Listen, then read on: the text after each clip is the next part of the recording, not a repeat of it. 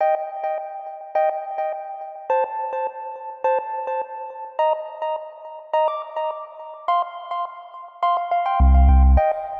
and welcome to the FAD Roundtables web series. I'm Diani Gernandt from FADCreationS, and with me today are 5 incredibly inspiring South African actresses: Fiona Ramsay, Barlow, Bianca Grange, Bertha Le Roux and Swanepoel. Welcome to this episode of the FAD Roundtables, The Actresses.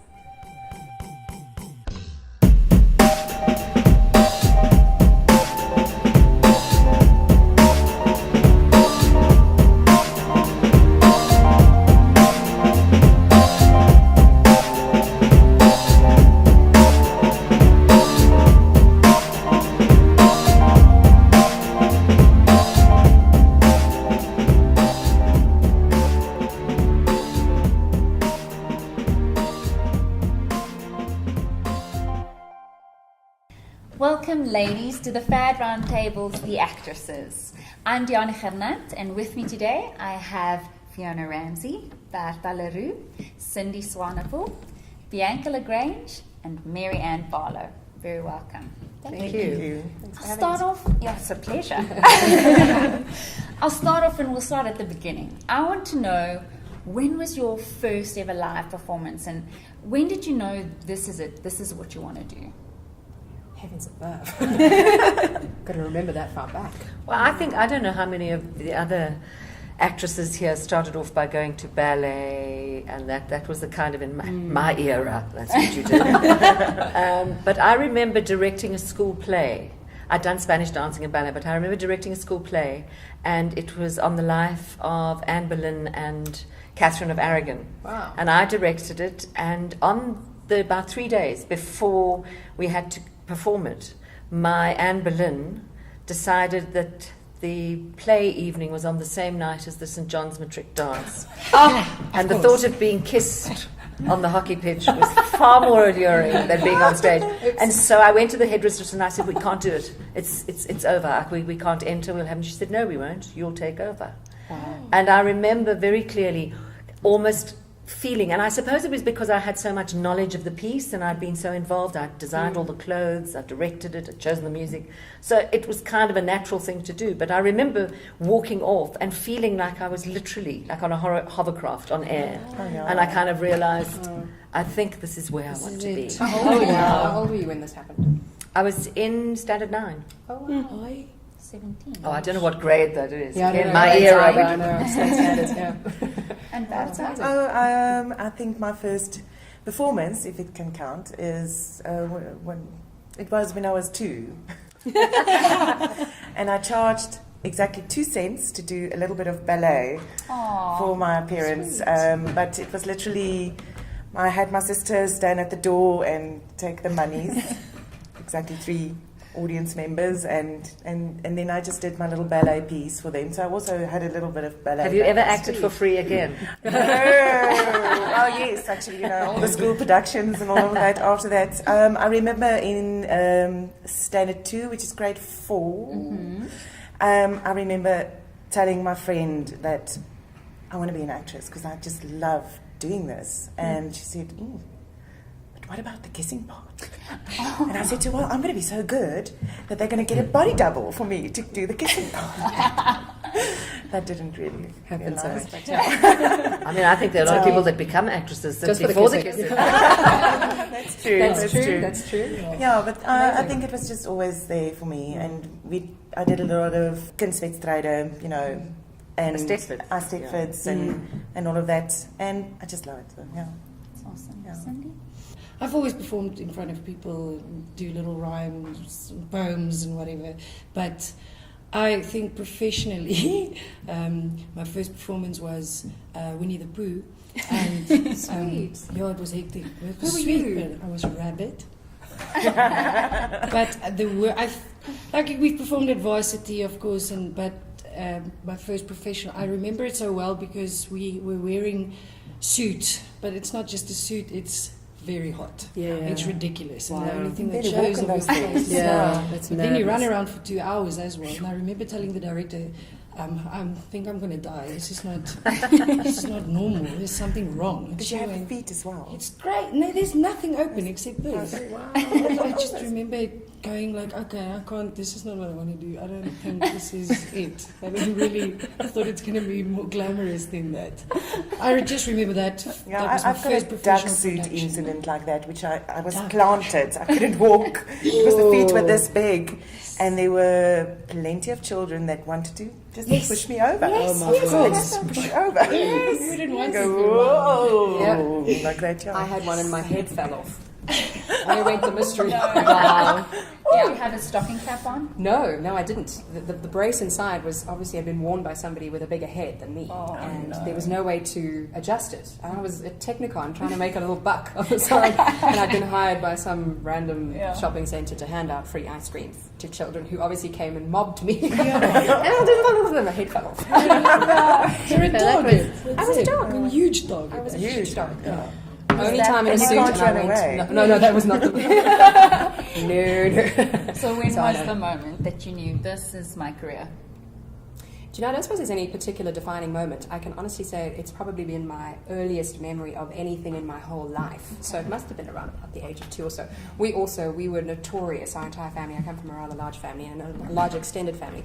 And oddly enough, all the nieces and nephews in our family today, they still do it. We host big shows. Obviously, we didn't charge money though. That's Really that's stupid. just- I don't know why we yeah, didn't charge yeah. money. Damn it. The Christmas show was free. All Christmas right. show thing. Well, we had a very willing audience, which was lovely. We used to have, in the garden and evening shows. So I don't know. I think my father was probably the first person who actually put a name to it. In other words, what you want to be is an actress.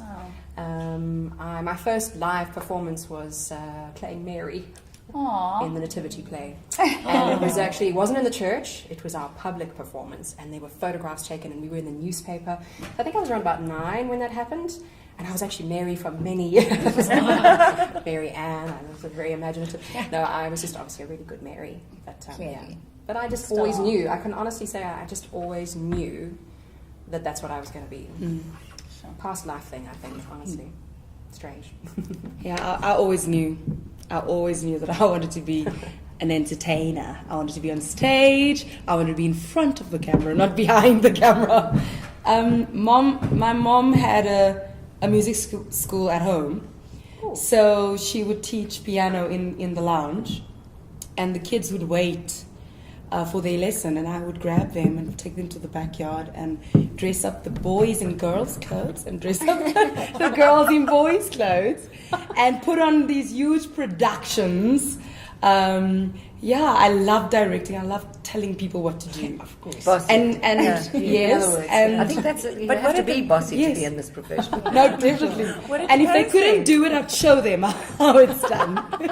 But I'd say my very first acting role is very recent because I keep saying I'm not an actress, I'm a singer. And at the Naledi's, when I got the Naledi for Best Actress in a Musical, I was like, what? Me? No way. But Vanette, actually, and Amanda Straydon came to see my show and got me after the show, and they said to me, one of the best compliments I've ever got was they couldn't see me on stage. That was not Bianca Grange on stage. That was complete Mrs. Johnson. And that was really exciting because I remember calling Mark Lottering saying, Mark, I need an interview with Auntie Mo. It's one of his characters. So that I could steal some mannerisms and some just ideas from how I was going to play Mrs. Johnson. Did you feel as if you weren't you? Or did you feel you were channeling something through you? Or did you feel very different to yourself? I must say that David Kramer, an amazing director, kept saying just tell the story. Tell the story. And that is in every single performance. What was more important to me was that I was just living her story in that moment. And as soon as I dropped the ball in my head, that's when mistakes would happen.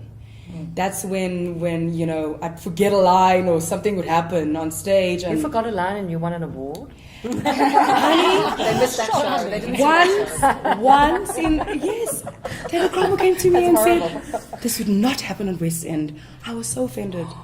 I took it very seriously, and Good though. yeah, Good to take it. no, That's I what you did. dream about, don't you? Aside from, you know, being naked in an exam or something, don't you dream about forgetting lines and going, Absolutely. That's a Yeah, horrible I have tumbleweeds going in my head. if I dream that and I go, I see tumbleweeds on a Western. Just going like that. That's the. It's very artistic. That's the, yeah, I know. That cricket sound. There's a movie there. It's in a tumbleweed.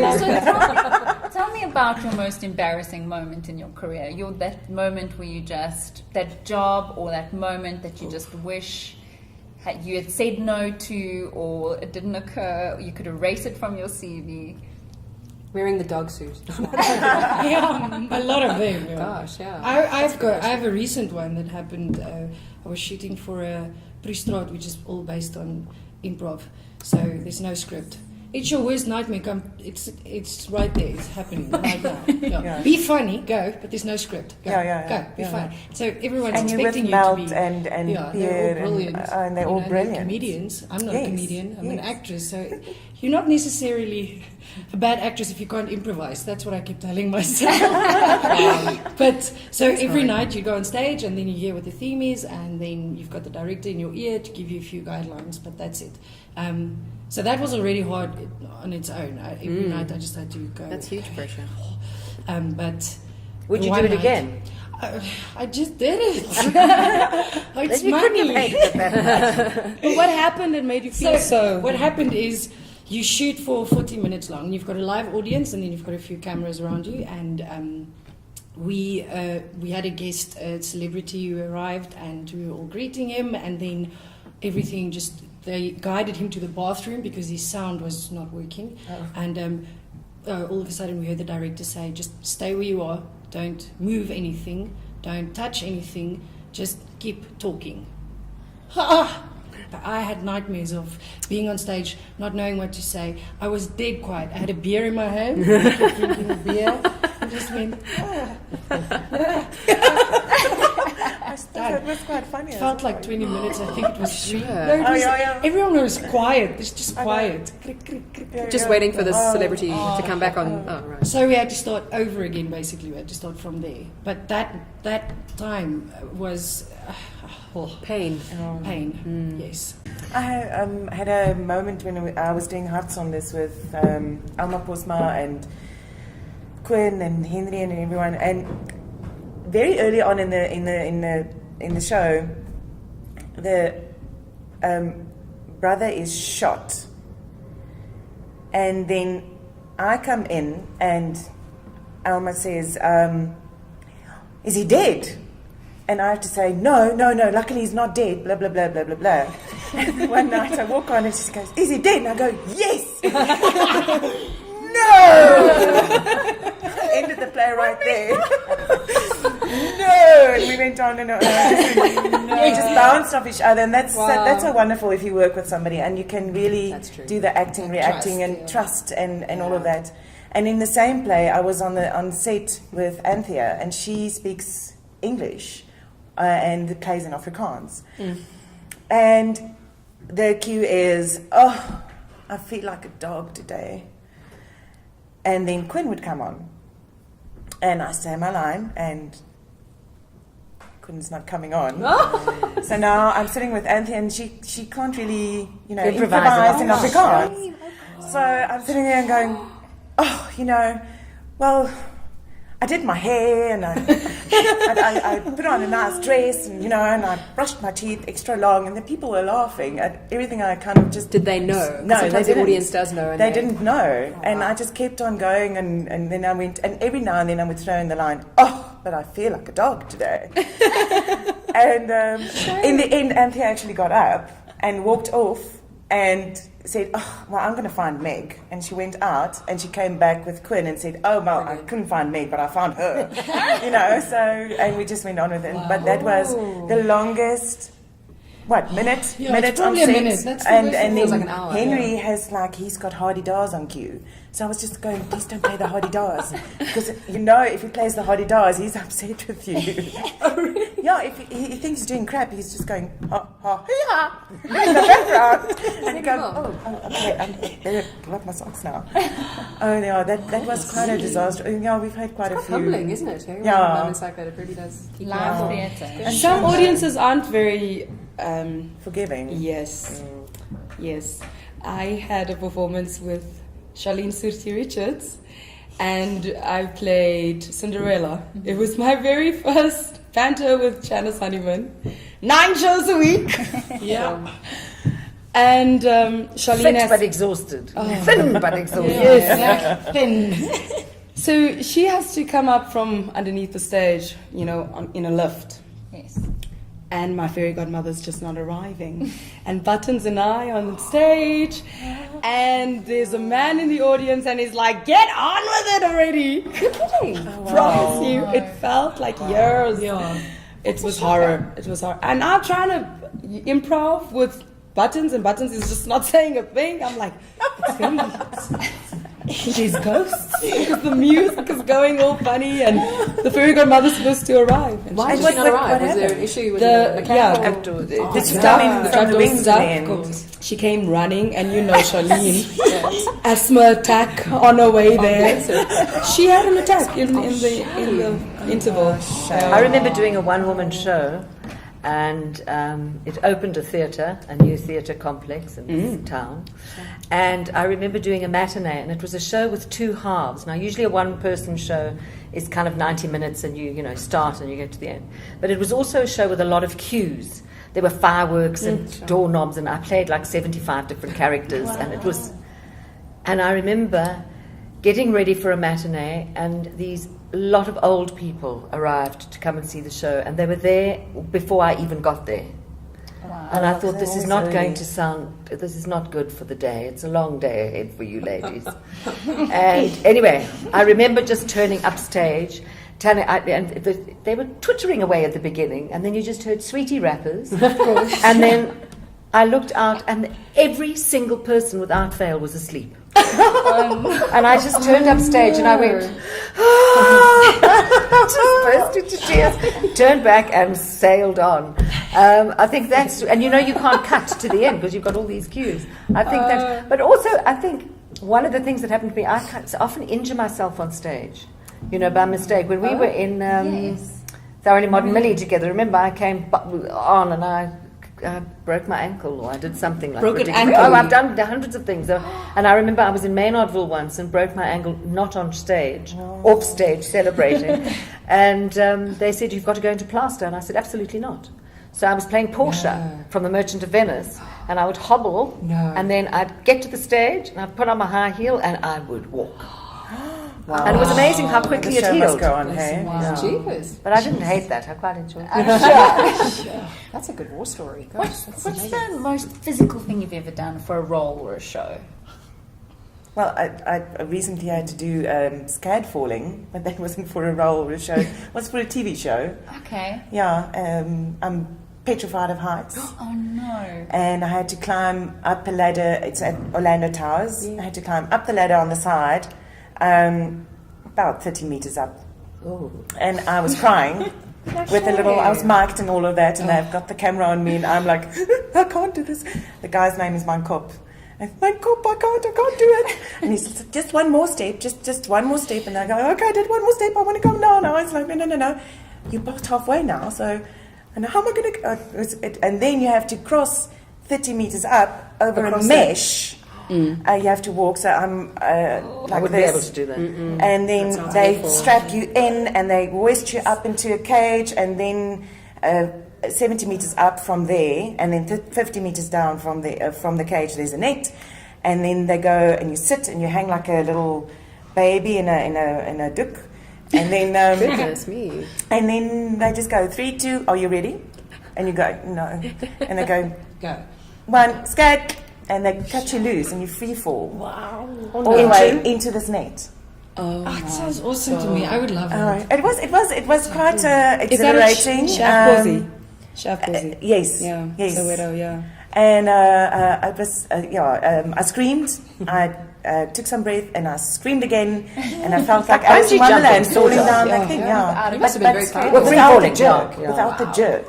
You've clearly done it. You know. I haven't done it. That's good for you. No. It's good for you. That's But that was amazing. I would never have done it if it wasn't for the TV show Wow. and my husband daring me. It's awesome. Yeah. I would say most of my physical children's theatre is I've yeah. done years and years of children's theatre, so my knees are bad. Finished.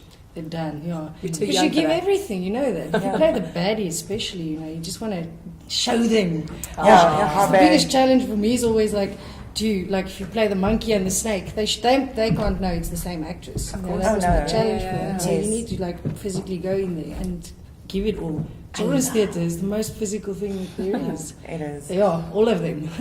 Lovely. I did a play called Decadence, which was a two-hander, and it was about upper class and lower class couples in England. And I had to ride Michael Richard, the actor, for the hunt. And it was mimed and talking at the same time.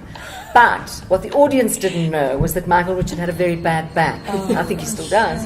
So I was not riding him. My little pins were holding me up.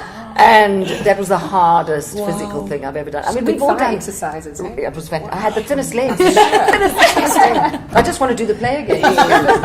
But I mean, we've all ridden. Like I rode a camel once, and in Arenda, camels and horses and fencing and things like that. But you kind of think of those not really as arduous because you're learning a new skill. I suppose. That's true. Quite exciting, actually. What are sort of your opinions on your appearance, and how does that affect your career in any way? Goodness. I'm fortunate, I will say, that I've never really had massive weight issues, but I do recall being on the set of Igorli, which was sort of, I'd just graduated and been offered this, my first full-time contract, and going off to the catering table at lunch and always being like, oh, what's for pudding? Because I always look at what's for pudding first. You know? And an apple pie, it was fantastic. I love pudding. I love anything sweet. And I remember always getting my pudding and going back, and I remember one of the actresses going, oh, you're having dessert. I was like, yes, it's apple pie. I love apple pie. And then suddenly, that was the very first, I mean, I was in my 20s then, but honestly, that was kind of a moment where I went, oh, am I not supposed to be eating apple pie? And then you're going for wardrobe fittings every other day. They had a lovely seamstress on set, and I mean, I've never had a weight issue, but suddenly, and I kind of resented the fact that I was now having to think about something that never crossed my mind. I mean, I was always slim. You know, I mean, since then, obviously, I've never really had an issue. So I just think it's a load of nonsense, actually. I mean, unless you have massive issues, and I eat a tremendous amount of chocolate. I adore food. I love sugar. Good cheese, love good pastries. cheese. Yeah. No, luck, I'm sure. It will wear out because age is, knocking at the door. But I don't know. I think you've just got to have a healthy attitude towards your weight. I think it's wrong to be so influenced by the industry that you change who you are. Do you know what I mean?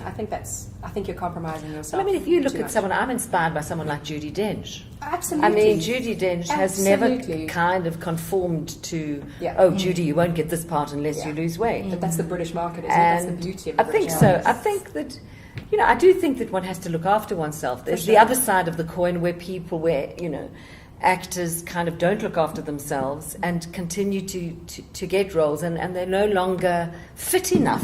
Fitness Because is different. you have to be fit. Yeah. So, Yeah. but You've got to be capable of doing I whatever's asked. suppose, I mean, I've been in a situation where I'm sure I've definitely lost out on a role because I've been too plump. I'm sure I have too. And, you definitely lose out on roles because you're too old. When you said age is knocking at the door, I said mine's arrived already. No. That I would say is the most prevalent issue. But I mean, we're not Hollywood. Do you know what I mean? I know it's not about adjusting your expectations and not wanting to aspire to more. But I mean, we're certainly not. You know what I mean? We don't have to whiten our teeth, get fake boobs. You know what I mean? And never eat again. It's not the way we work here. Oh, thank goodness. Thank goodness. One blessing. Amen. One blessing of our little South More African. real. I think my first encounter with that was, well, I mean, I've been up and down more times than Oprah, so that's In me. good company, In dear. good company, dear. That's right. And and I did the audition for Seven Alarm, and Annie called me over and said, "You've got talent, but best to lose some weight." And I said to her, "No, it's cool, big smile, okay, and go." And then I went back for another audition, and they requested me for the audition. And I arrived, and all of the other girls who were there were double my size. And I thought, oh, what now? Now I'm too thin? How's that possible? And I got the role then of Emma, and they asked me actually to put on weight. Really? For the role, so that was quite Yeah. interesting. So I think they mashed up the rest of my life for me, right there, because I was very, very good and but no, Just I think interesting. I think there's a lot of roles that especially in South African, in this industry that I think I've lost out on because I'm the chubby girl or the bigger girl or the big boned girl or. But it's all relative to who you're being cast with. Yes. I remember once going for the role of the fat friend, and this director said to me, "You're not fat." I said, "Well, it depends who's playing the girl." I mean, and so it's all, that is kind of all relative. But I've completely lost my train of thought. I was going to say something, and I've completely forgotten. Well, tell me about some of your worst audition experiences. Talking about auditioning. What is that audition that you just do not want over? Sure.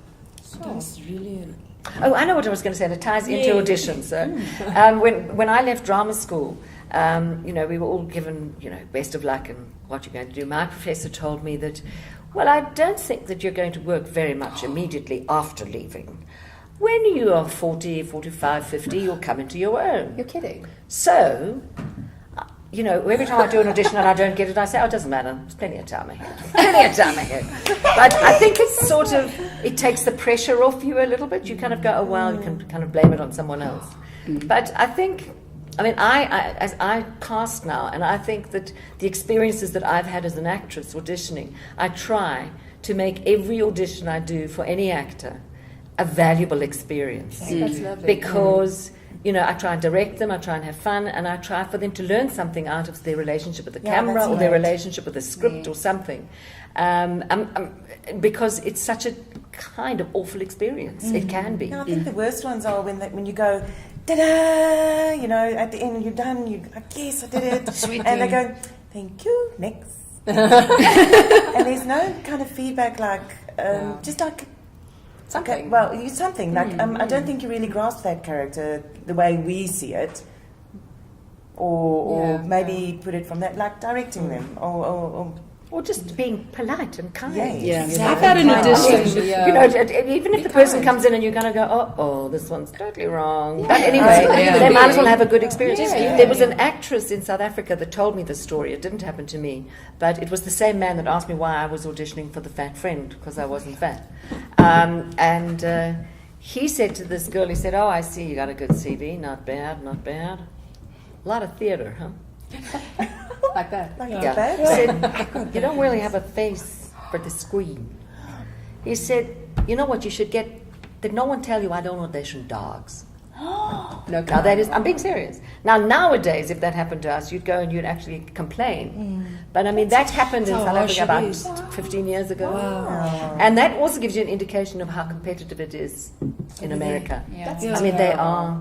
I'd throw him with a shoe. That's so unnecessary, isn't it? I mean, it's just not necessary. I also remember a guy saying to me on the phone, I'd been given his name in America, and he said to me, I was going to go and meet him, and he said, tell me something. Honey, are you a pretty girl?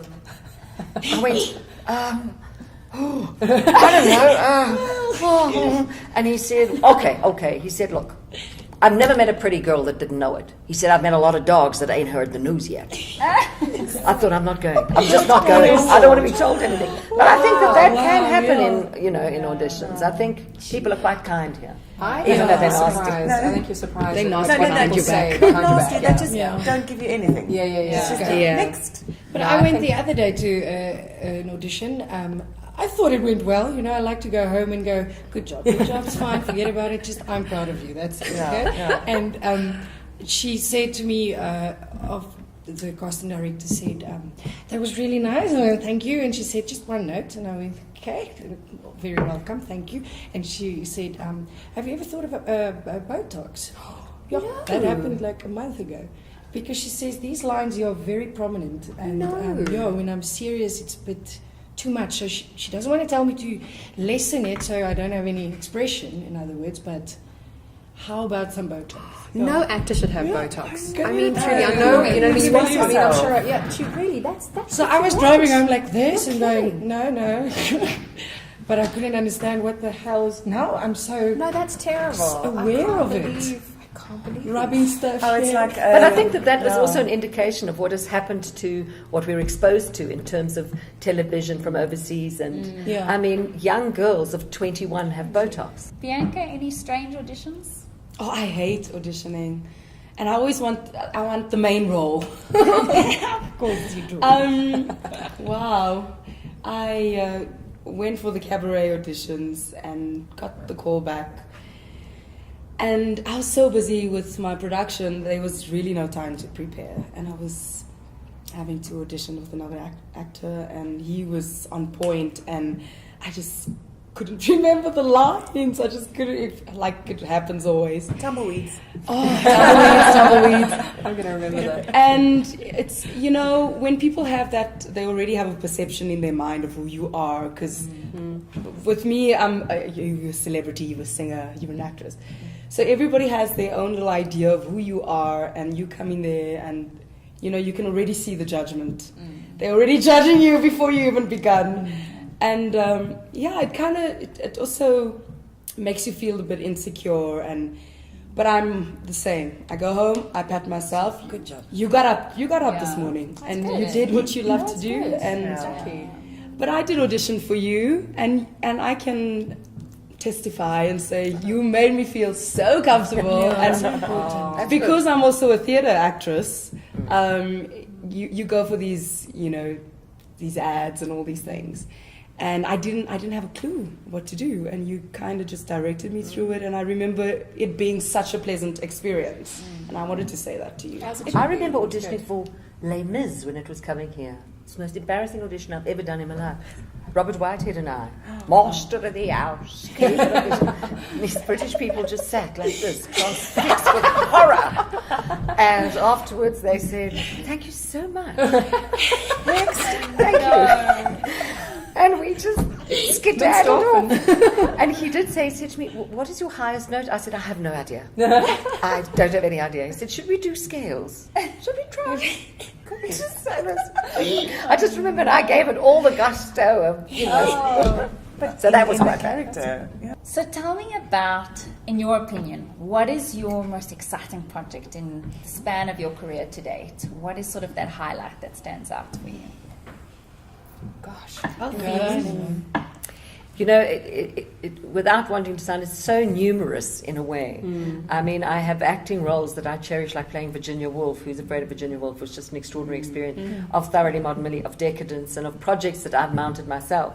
But I suppose moving into accent work, although it's not my passion as such, I mean, the one thing about acting, and specifically in theatre, and I'm sure, I don't know how many of you would agree, your entire being is engaged.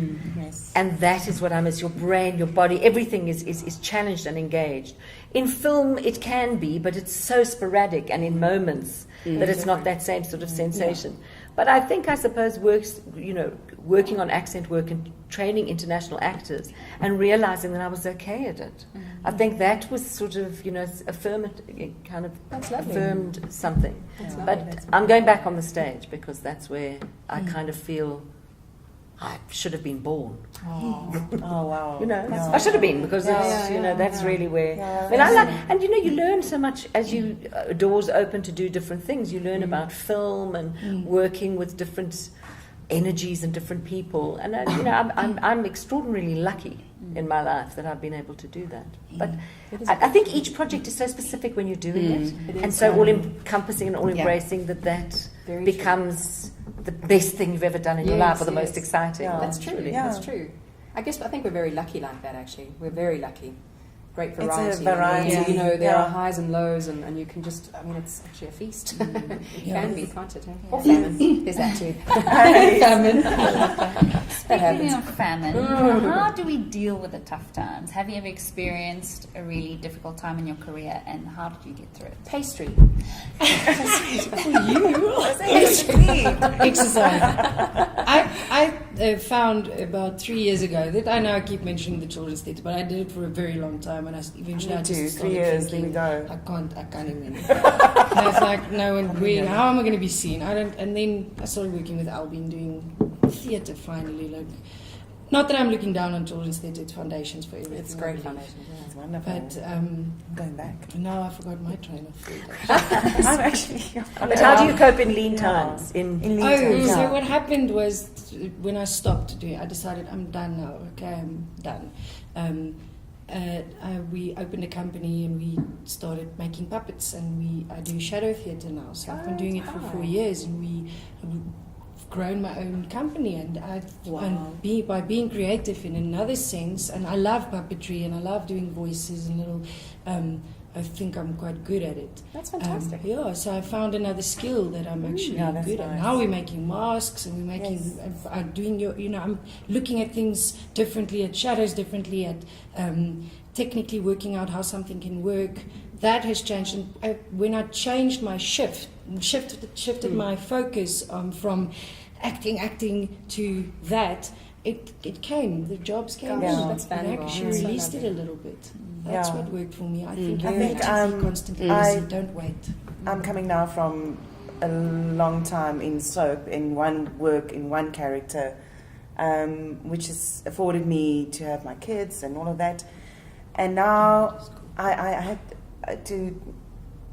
When you want to move on, you need to empty something so that it can be filled up again. Oh, and it's that's not going to lovely. fall in like a little block into that. It's going to trickle, and then it's going to shower, and then it's going to pour, and then it's going to stop again. So, you need to empty it to fill it up again. That's So beautiful. that's what I'm hanging on to now. Because, so that's... It's wonderful. You'll be rewarded for it. Yeah. You will. Yeah, It's great. But I think in our industry, very often necessity is the mother of invention. True. If you don't have a job, you say, well, I'm just going to sew curtains and sell them. Yeah. And the person that you sell the first curtain for happens to be a producer. Yeah. I mean, it's that sort of thing that you Yeah. that I mean, I suppose going into voice work was something that I thought, well, I'm not making enough money, so I'll do. But it's still part of it. That's Of course, the- and yeah, it's, so and cool. my It's thing all is that in it the- all feeds, like your shadow puppetry. Yeah. I think that directing, casting, acting, dialogue coaching, whatever you do Yes. within the industry, feeds the the animal. other. And in fact, I think I've become a better actress the more I directed, and I'm a better auditioner since I've been a casting director. I also do Sure. castings. I Sure. work and I put people on camera, and I help direct a little bit. And it's also important to me how you treat actors, and people need to feel safe when they walk out. For sure. But hasn't it And made that's you also better? Yeah, it's crazy how I look at castings now, or when I go, I've learned so much, especially what not to do. That's great. No, I also when I left varsity, I got work in at Trix schools, and that was in December, and then January Peter Terry called and said, "Listen, we're closing Trix schools." So I never got to do that. So I went straight into children's theatre, luckily for me. And then I did also backstage work. I did sound and lighting and all of that in the holidays when the schools aren't running. So I went to all the festivals and I met a lot of people and I saw a lot of beautiful shows and that was a lot of fun for me as well to learn that kind of that part.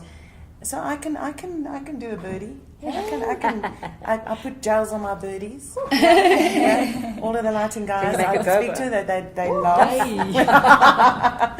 But so that's I think it's just to widen it and to. So when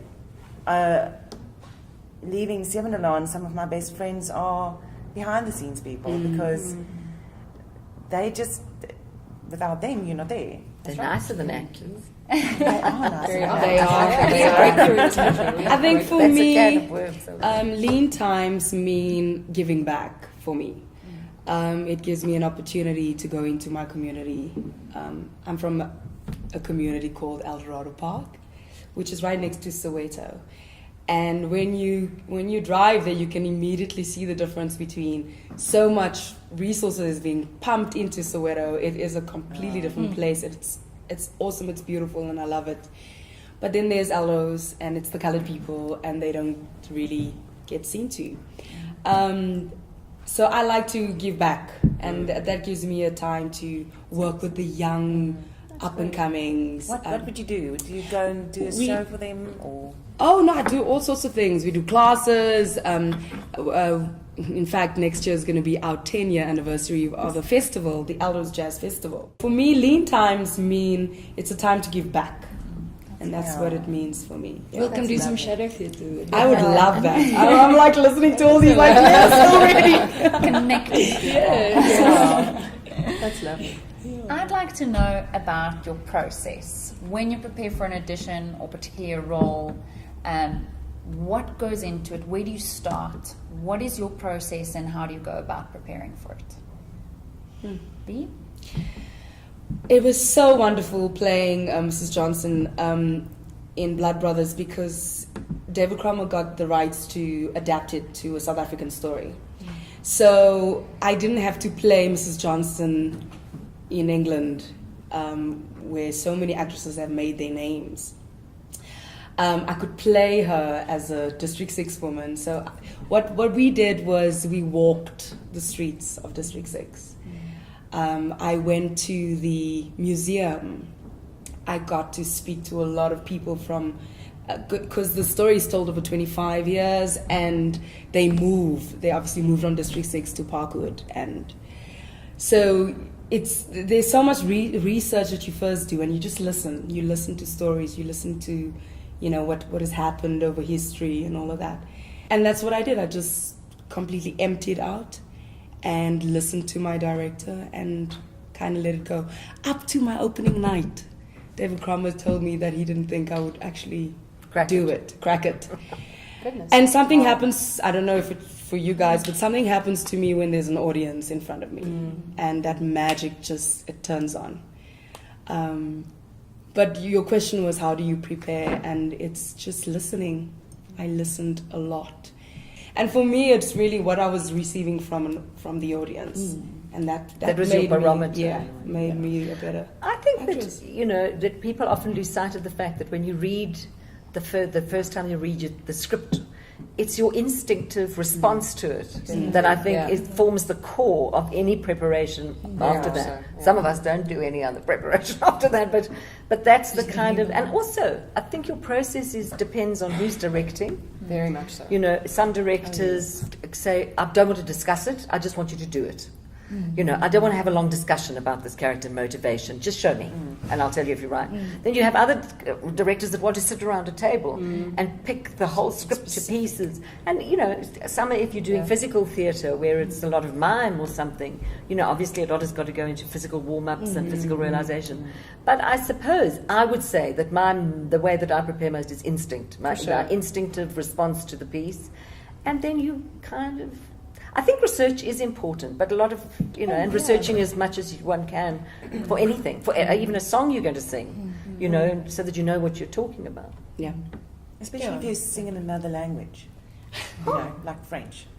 Goodness me, that would require a little research. Do you know that Barney Simon told the most wonderful story, and it kind of, I tell it to the students that I teach. It's called the Bethel story, and I think it's just an amazing... and it's in his book, I think. If you're driving from Johannesburg to Cape Town and you pass a sign to the left that says Bethel and you carry on driving, that will be, when you say the word Bethel, that'll be how you say it. It'll be imbued with that experience.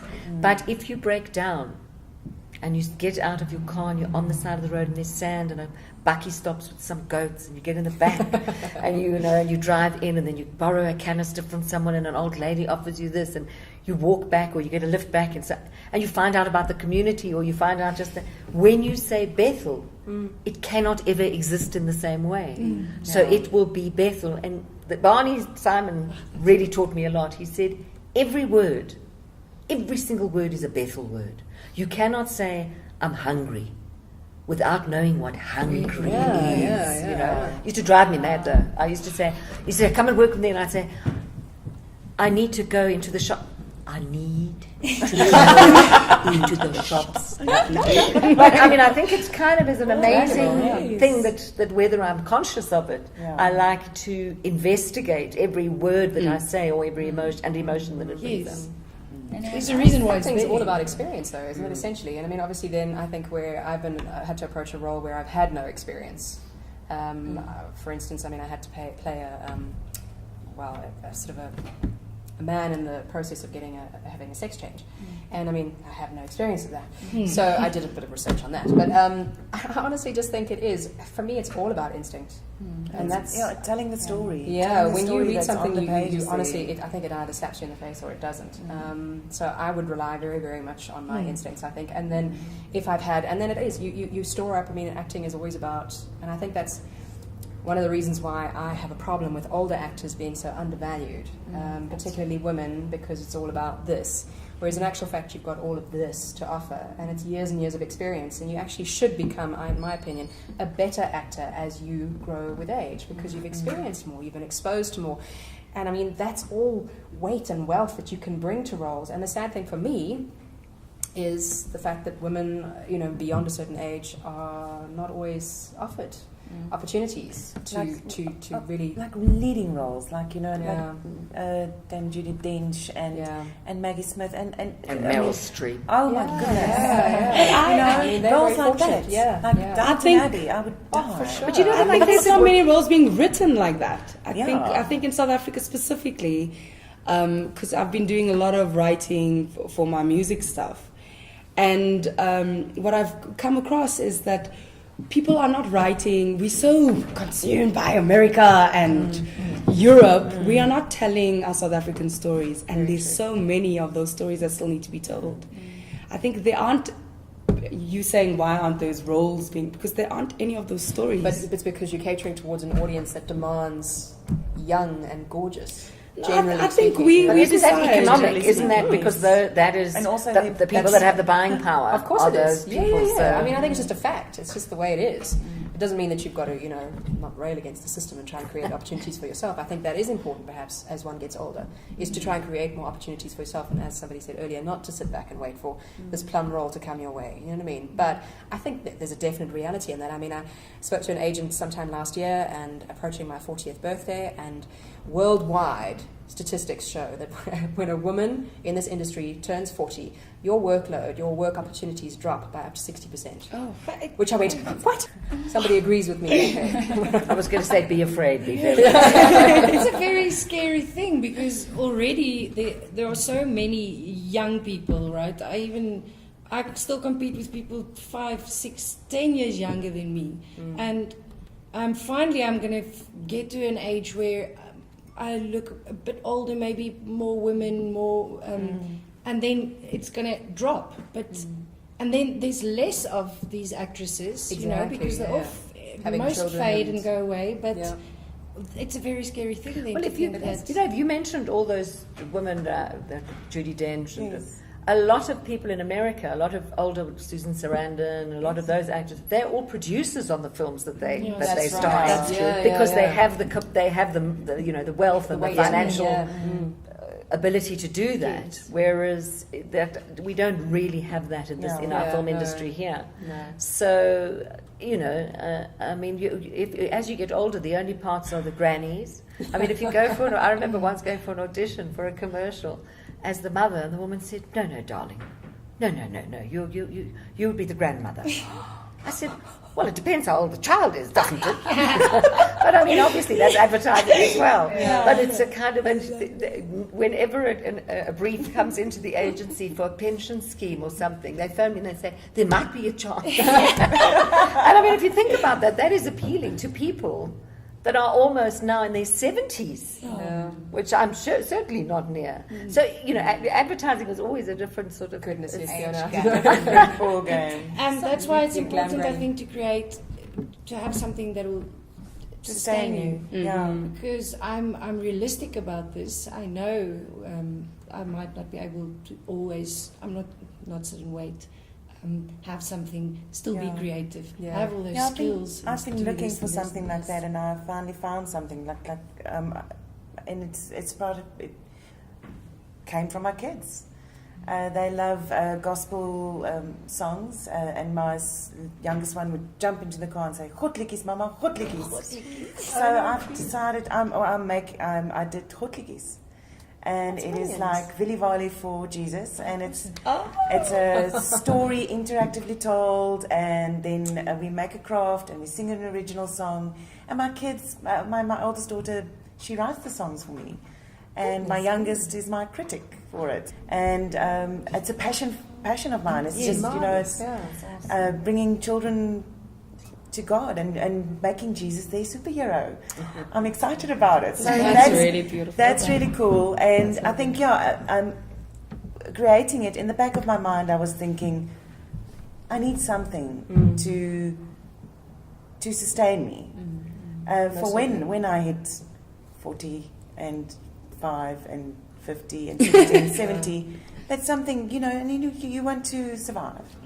That's marvelous. I'm going to give you a couple of around the table quick questions just off the top of your head. I'm going to start with the role that's impacted you the most personally. You were speaking about Virginia Woolf. I think Virginia Woolf had a major effect on me because it was so psychologically demanding, and you had to go to such extraordinary places, and it was such an investigation into the human condition, and particularly the human condition at the time of women, and it touched on so many different things. But I'm about to do a play called Doubt. We recently did it, which is about such an important play. It's about belief systems.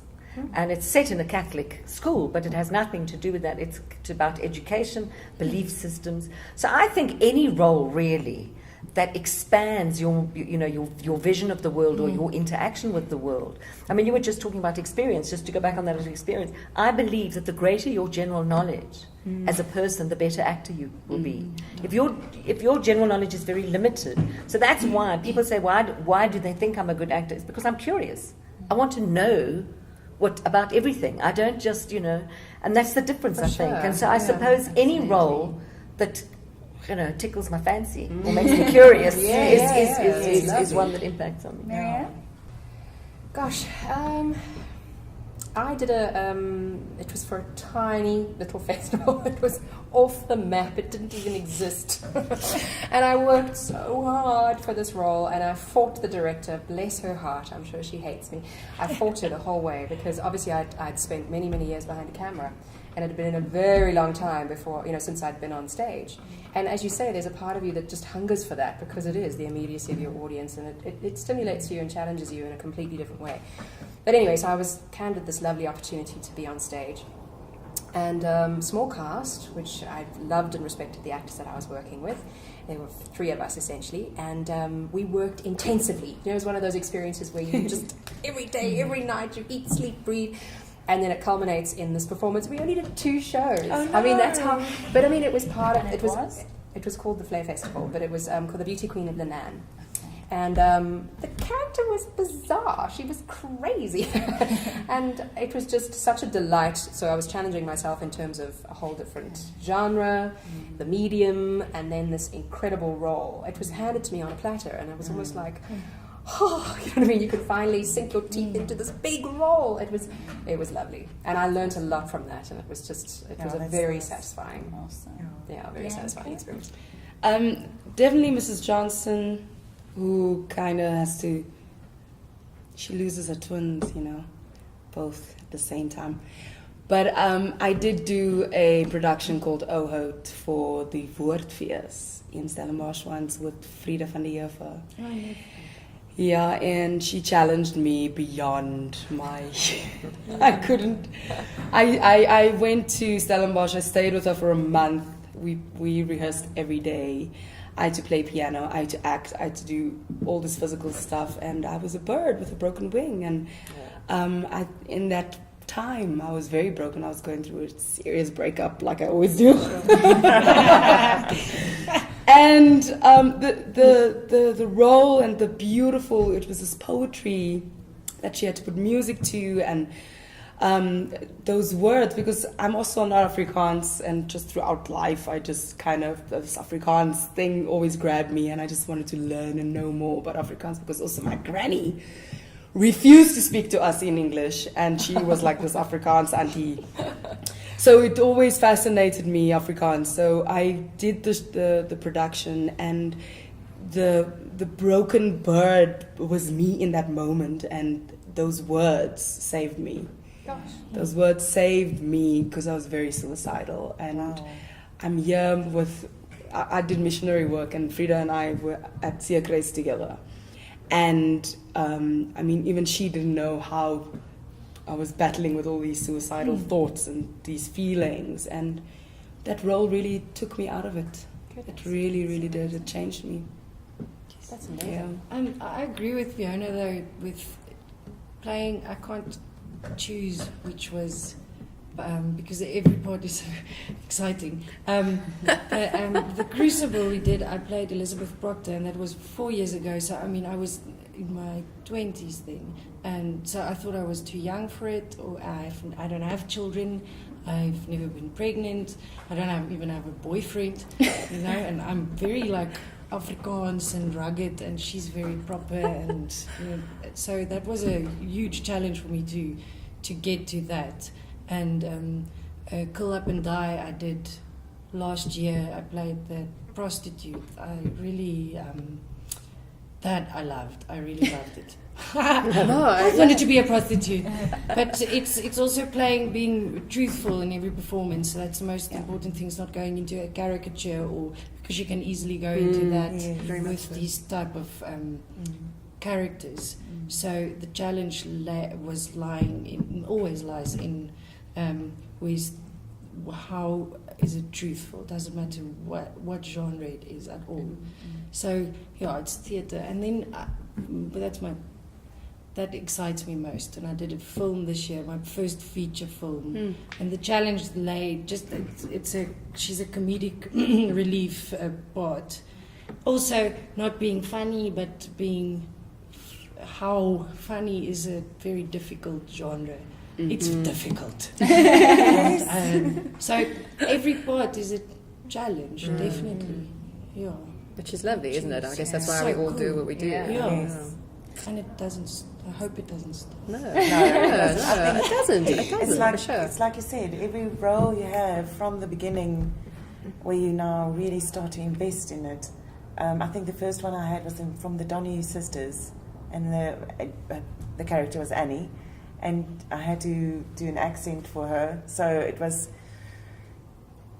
kind of it actually doing the accent kind of pushed me away further from the character, Yes, so it that you does. can really kind of get your teeth into her. That's right. So that was the character that I really realized how deep you can go into a character. And I think last year we did Princess, which was a wonderful movie, and for me it was totally different from Emma, the soapy character that I play, and I got to play an overbearing, awful human being, which is such fun. So much fun.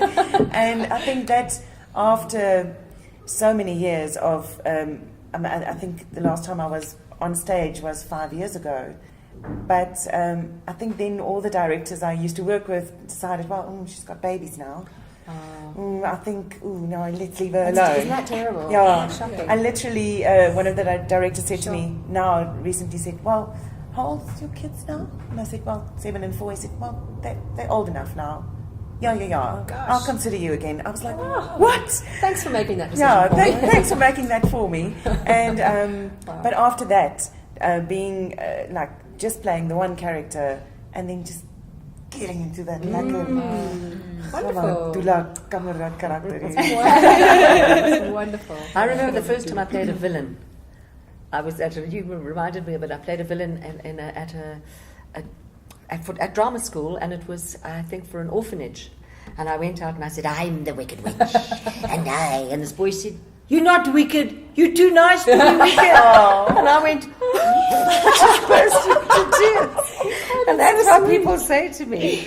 You always play nasty characters. I said, I've been practicing. Yes. Where's that little boy? Where is he? Where is he? I remember the first big part I had on television was playing the bitch of the series, and I loved it.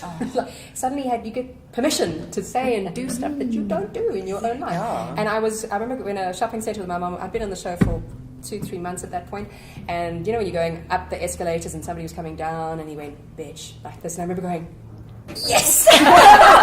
Thank you, this is so cool, because you know what I mean, it was the best compliment I think I'd ever been given in my whole life.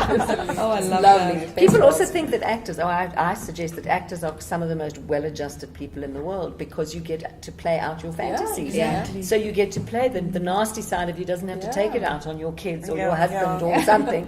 You take it out in a role, that's you know. very true. That's, you know, and I suppose that's why Virginia Woolf was so interesting, because we all have those instincts that she had, and I suppose it's wonderful to be able to do it. And just think about it, you can be a doctor, a lawyer, I love radio, because in radio I'm thin. How about full nudity? Yes or no? Depends. It does On depend, the I think, but moolah. I've never done full nudity actually, but I think I've always used, in my mind, it would be the degree of integrity that's attached to it, and I don't want that to sound And the justification. but I mean it is. Yes, you know, I'm not there's going to be a the TNA of some person's production. Do you know what I mean? That's really not what I'm interested in. No, but no, I think no. if it's integral to the scene, there are some extraordinary love scenes that I can even. I mean, just beautiful love scenes that are completely. You know, they're not gratuitous. Tasteful. They tell a story. They're real. They're beautiful. And you go, no. If I was asked to, you know, get naked for something like that, you go, you know what? That's worthwhile. I think those days are past for me. Your instincts when you read. I think you Yeah. can. No, I you think definitely. Yeah, I think you can tell Instinct. straight away. How do you know beforehand that it's going to be the end result's going to be I that? suppose you've got to trust in the director who's Yeah. you know not going to take advantage of you, and then obviously the power of the script if it's. I just think beautifully that told. so often you don't need full Yeah, nudity of anyway. course I think not. you know there's so many. Most people that do pretend to do full nudity actually have body doubles. Yes. So you know I don't mind. I've had one I of those. wouldn't mind. No, I say, I'll do full body double, fine. I mean, people say, God, she's amazing. I saw my body double and she was tiny, with the biggest boobs, and I went, what? No, how is this meant to be me? She was very small and had big boobs. It's like, I think nudity Not also body double. affects younger actresses far more because I think they're more in danger of being exploited. Yeah. Not by the film necessarily, but just in the whole process of the filming. I think but for me, there's a show now, Game of Thrones, where it's I don't You know. see, but there we It's- get naked. I wouldn't. I do it. you walking out of the cinders Full on. with your freshly birthed dragons. Oh, I my will word. be completely naked. Okay, but that scene maybe. But I mean, there's a lot of the scenes that I'll go, just really? Why? No. But I mean, I agree with you there. It's Yeah. somebody once said, surely even the dragons must get naked. You go, "Sure, Game of Thrones." Best advice or your biggest learning in your career? Jenna said something to me last night, and he said, if you want to be an actor, don't. If you have to be an actor, do. And that's a quote from somebody, I don't know who it is, That's but beautiful. he said it to me last Fiona night. Ramsay. And I think. Yes, it is. There we go.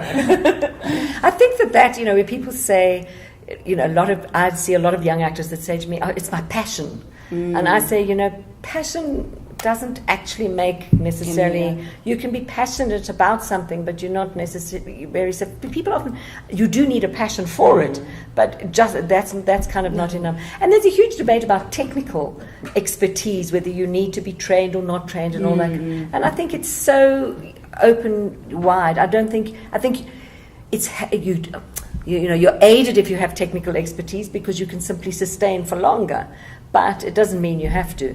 Sometimes you reach burnout.